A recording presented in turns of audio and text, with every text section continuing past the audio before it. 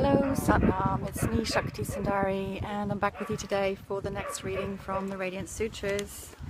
I'm in a park in Crouch End, the Philosopher's Park I think it's called.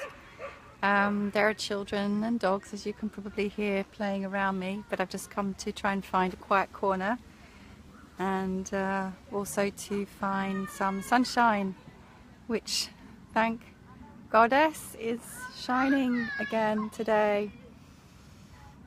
Feels so good to be in the sun. I just love the sun. I thrive in the sun, and I wilt a bit when the sun's not shining on me somehow.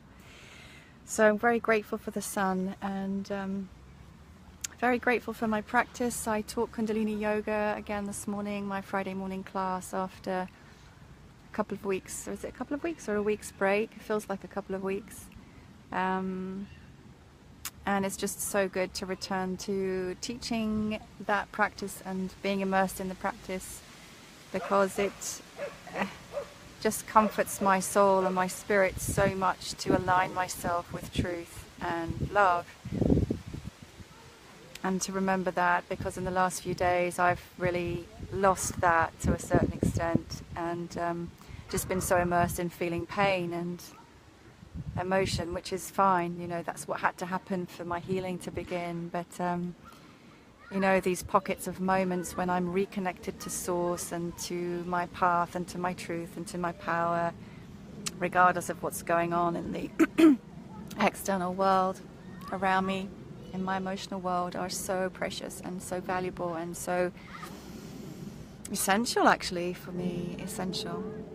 And in the same way, these readings have become another part of my daily practice, and I really cherish them. So we are on Yukti verse 76 today from the Vijnana Bhairava Tantra. Here we go. Here's the Sanskrit.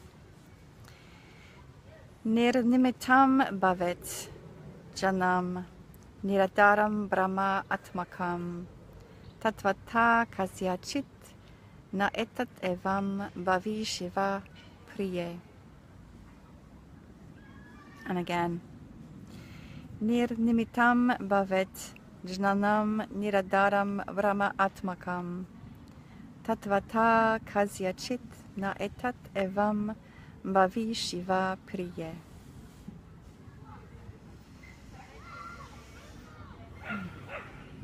And the English translation by Lauren Roche. Beloved, reject the reality of everything.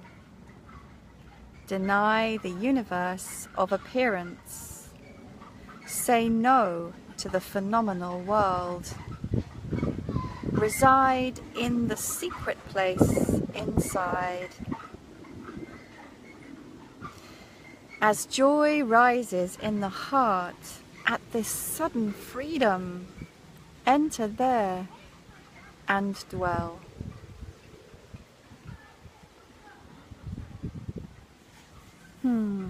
So beautiful. So I might just go back through this backwards today. As joy rises in the heart at this sudden freedom.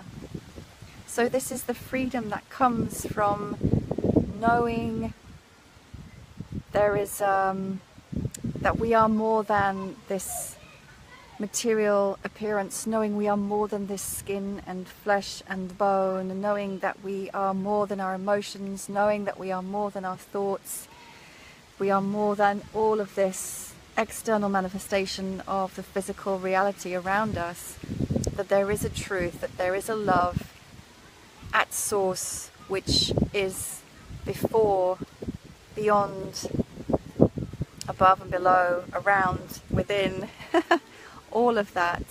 And when we are able to recognize that, that's when this feeling of joy rises and bubbles up in the heart at this sudden freedom.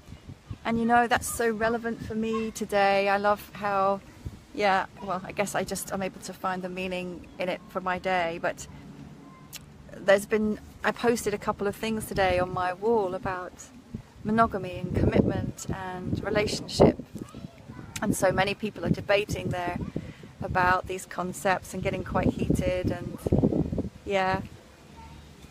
One of the words that's been coming up a lot is freedom, and how there's a belief that men, more than women, need freedom, and or some people need freedom more in their relating and their sexuality than others. But of course, you know, for me, that's also, from my understanding, which is just my understanding, a belief, a concept, sometimes an excuse for a particular type of behavior, because we are already free. We are already free, and that freedom comes from within. And actually, again, there's a paradox in this, which is that as one of my favorite authors on sacred relationship and authentic relating, Robert Augustus Masters, has also written an incredible book on awakened masculinity. Robert Augustus Masters, do look him up, he's amazing. So he's written this book called Transformation Through Intimacy, and he did explore polyamory and polygamy and forms of relating and being sexual with more than one person at a time. He's also a trained therapist, meditator, embodiment coach. You know, he's wise and old, and he's done this work for many years, but he came to the realization that it's only through deep committed intimacy with one that we can really grow to our greatest potential and evolve and awaken, and that relationship can be a sacred crucible for that growth. And without the container of commitment, it really just doesn't work in the same way, and I completely adhere to that.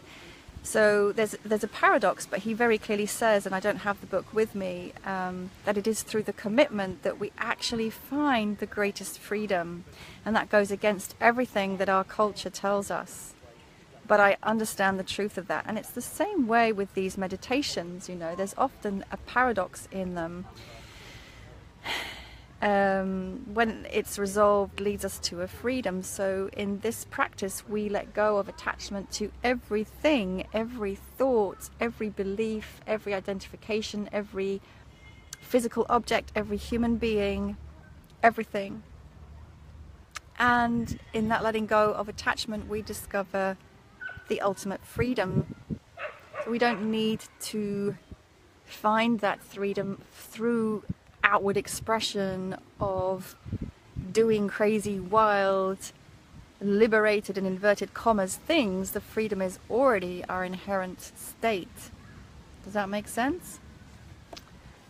So yeah, the behaviors that we justify and classify as being about freedom aren't necessarily that. They could be about escaping ourselves, actually, escaping our true selves, or sitting with uncomfortable feelings, or acknowledging our shadow. So that's one interpretation anyway. So yeah, I guess I've kind of already explained the meditation, but I'll just go back to it from the start.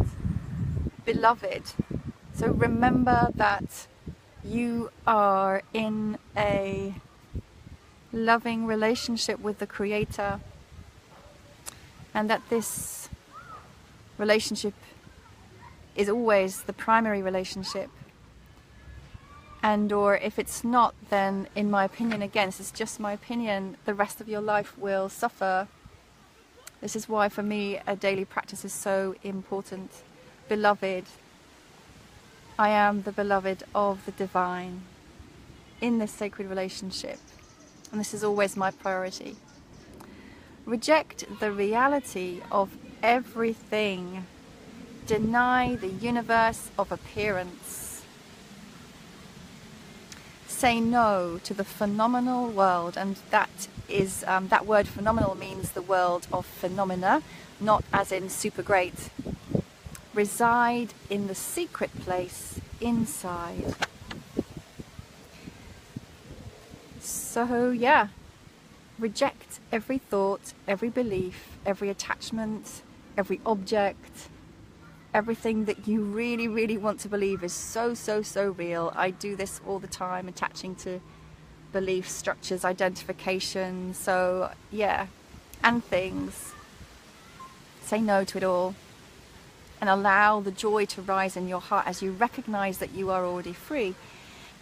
There's a Kundalini yoga meditation that we actually do, which is very, very similar to this, where we sit eyes closed and we meditate, and as any thought or any identification arises, we simply negate it by saying internally, silently, I am not that. So if an identification arises, I am lazy, I am ugly, I am rich, I am poor, I need this, I need that. So whatever arises, we simply negate it. I am not that, just silently. And or we just bring ourselves back to the 0 point in our sushmana, our center, and in that still point there is no thought or identification anyway. But it's just coming back to that negation of everything, negation of everything, negation of everything, coming back to 0. So it's a really interesting, different and joyful meditation. That's it. I can't really see what I'm looking at now because the sun is actually suddenly shining so brightly on me. My screen is a shiny blur.